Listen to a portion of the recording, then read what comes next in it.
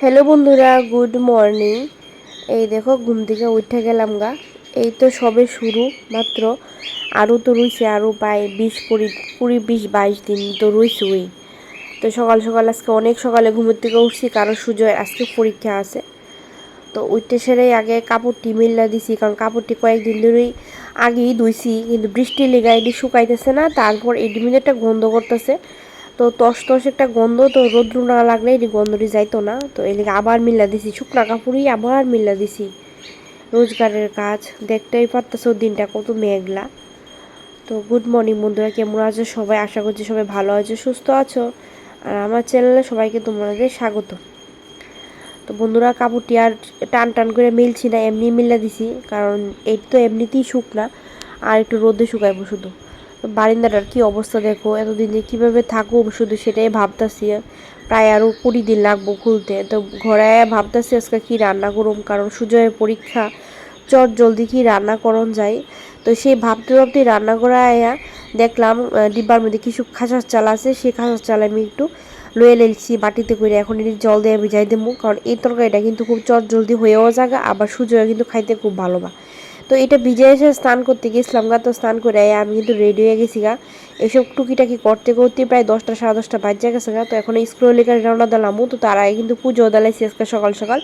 আজকে দেখো কতগুলি ফুল পাইছি, কারণ বাড়িতে তো শাশুড়ি মা নাই, উনি থাকলে বাড়ির সব গাছের ফুল পাইরালা। তো আমি একটা ফুলও পাই না, তো উনি বাড়িতে নাই যেহেতু আমি আজকে অনেক ফুল পাইছি। আর দেখো কি সুন্দর একটা রোদ উঠছে।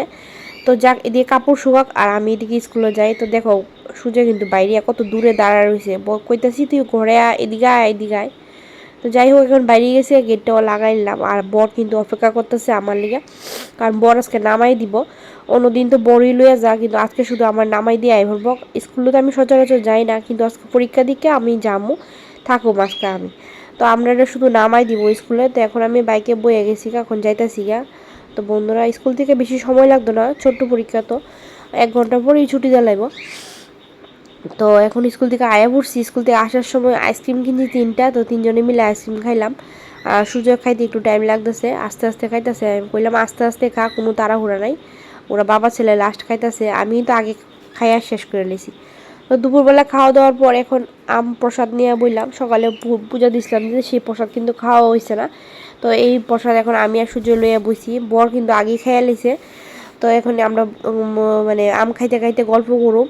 জানালার সামনে দুপুরবেলা খাওয়ার পর বই দেখতে কিন্তু ভাল লাগে। তো সন্ধ্যাবেলা সুজয় একটু খেলা করতেছিল।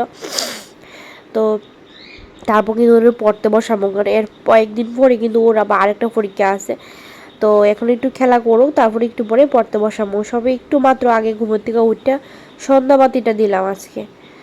তো এইভাবেই সন্ধ্যাটা 1.5 দিন কাটলো আমার, দেখো। আর বর এখন যাবো বাজারে। তো তার আগে একটু খেলা করতেছি সুজয়। আর বাইরে কিন্তু হালকা হালকা বৃষ্টি শুরু হয়ে গেছে। তো একদমই হালকা দেখা যেতেছে না ক্যামেরার মধ্যে, হালকা হালকা বৃষ্টি কিন্তু শুরু হয়ে গেছে গা। বৃষ্টি আমার আর ভাল লাগে না, কতদিন সমানে বৃষ্টি সহ্য করতেছি। তো বাইরে বৃষ্টি হইতেছে, আর সূর্য এদিকে একটা কেক এনে দিল ও বরে। ওর বাবা একটা কেক এনে দিল, কেকটা বয়ে খাইতেছে। কেকটা খায়া এটা ওর টিফিন, এটা খাই ও পড়তে বইব। তো পড়তে বসাবো। তো কেকটা খাক।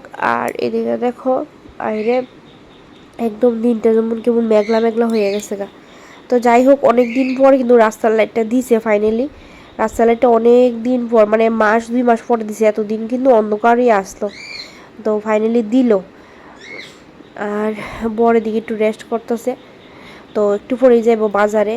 তো সন্ধ্যার সময় একটু বর এমনি বইয়া মোবাইল দেখতে বেশি ভালোবাসে।